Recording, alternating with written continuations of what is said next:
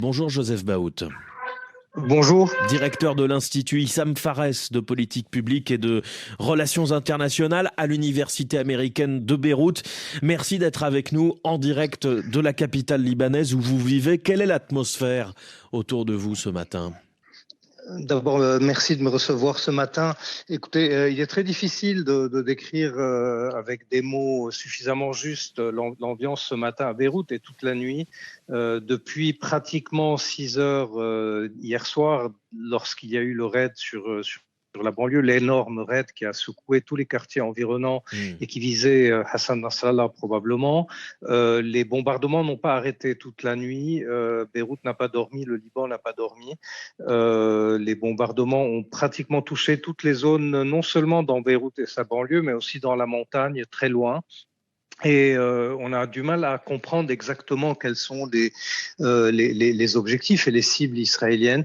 L'autre chose qui est ce matin extrêmement angoissante, c'est les cortèges de gens, d'habitants qui fuient la banlieue sud et certains quartiers de Beyrouth pour nulle part en fait. Il y a des gens qui dorment aujourd'hui dans la rue, sur les plages publiques, dans les jardins, ce qui reste des jardins publics à Beyrouth ou s'il y en avait, qui squattent des appartements. Je crois qu'on est dans un pays qui est aujourd'hui au bord probablement d'un gros chaos social, à part le côté politique, sécuritaire, etc., qui suit ces frappes et qui ne vont probablement pas s'arrêter. Je crois qu'au moment où l'on parle, d'abord le Hezbollah riposte sur le nord et le centre d'Israël, peut-être même sur Tel Aviv, et d'une minute à l'autre, un raid peut survenir.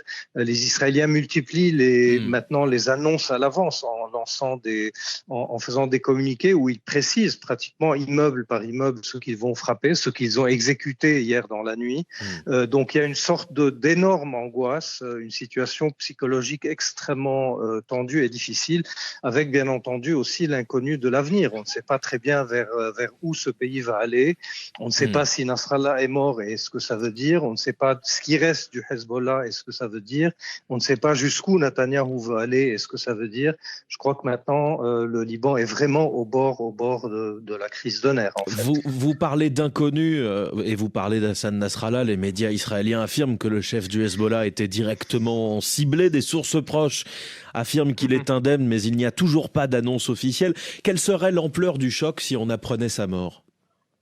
Écoutez, le choc sera énorme, mais en même temps, quelque part, je me risque à le dire, parce que là, en ce moment-là, on peut plus se hasarder à faire quelques pronostics que ce soit. Le choc sera énorme vu la place qu'occupe Hassan Nasrallah dans la psyché de ses partisans, du parti, de la rue chiite, dans le pays dans son ensemble. Vous le disiez tout à l'heure en faisant le portrait, c'est aujourd'hui l'homme qui fait la pluie et le beau temps dans le pays depuis une vingtaine d'années.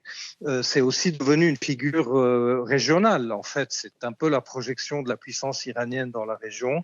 Donc évidemment que le choc sera énorme. Il va déstabiliser le parti.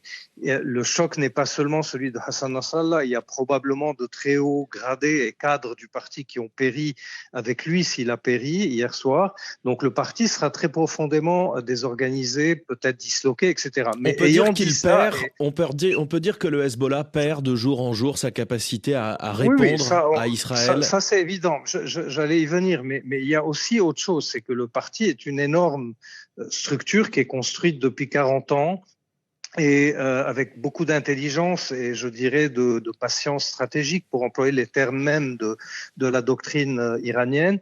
Et donc, je crois qu'un scénario comme celui-là a été déjà envisagé par le Hezbollah. C'est-à-dire qu'ils ont sûrement pensé à ce qui se passerait le jour où Hassan Nasrallah périrait dans un attentat ou autre.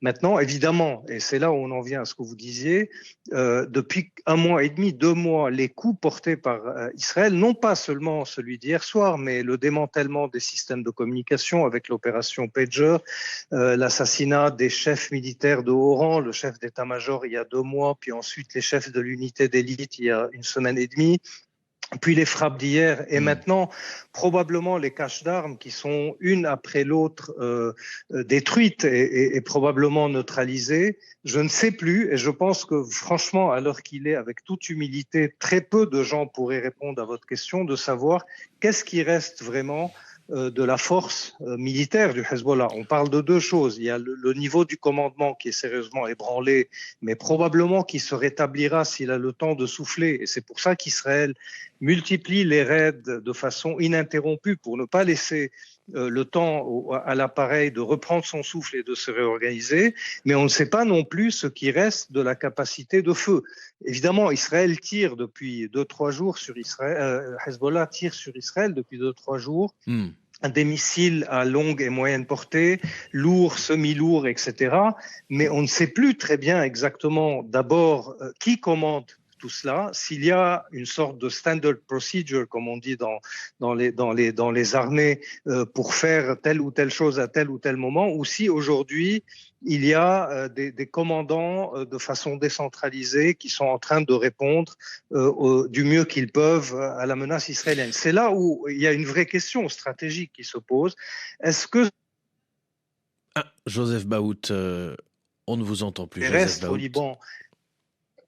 Est-ce que, là, vous m'entendez? Oui, ça y est, vous êtes revenu. Allô? Il y a une micro-coupure. D'accord, voilà. Voilà, alors là, il y a de vraies questions. Oui, il y a de vraies questions stratégiques à se poser. Est-ce que ce que fait Israël est le prélude à une offensive terrestre qui terminerait complètement le Hezbollah, entre guillemets, qui réoccuperait le sud du Liban jusqu'à la rivière Litani, qui imposerait un nouveau cadre politique, un règlement à la frontière israélo-libanaise? Bon, ça, ce serait une aventure énorme, très longue, et qui probablement provoquera des effets en chaîne par la suite, ou bien est-ce que ce martèlement incessant d'Israël depuis un mois vise à substituer à l'offensive terrestre, c'est-à-dire à complètement déstabiliser le parti, le rendre complètement groggy, sourd, aveugle, etc., pour qu'il accepte, vaille que vaille, une solution négociée du type 1701 améliorée ou musclée. J'aimerais vous poser une dernière question, Joseph Baout. J'aimerais vous poser une dernière question sur l'Iran qui a promis de défendre le Hezbollah, qui condamne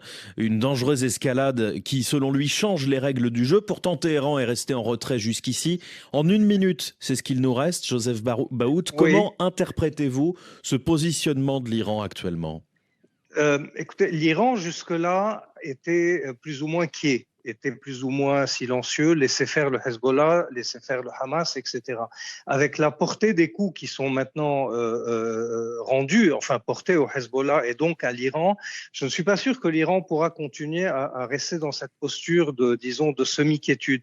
Les dernières déclarations depuis hier soir en provenance de Téhéran laissent penser que l'Iran n'a plus le choix que de monter au créneau elle-même, parce qu'en fait, le Hezbollah était un peu sa première force de dissuasion dans la région contre Israël, et c'était un peu la tête de file de ses alliés qu'elle construit depuis patiemment et très minutieusement depuis une quarantaine d'années.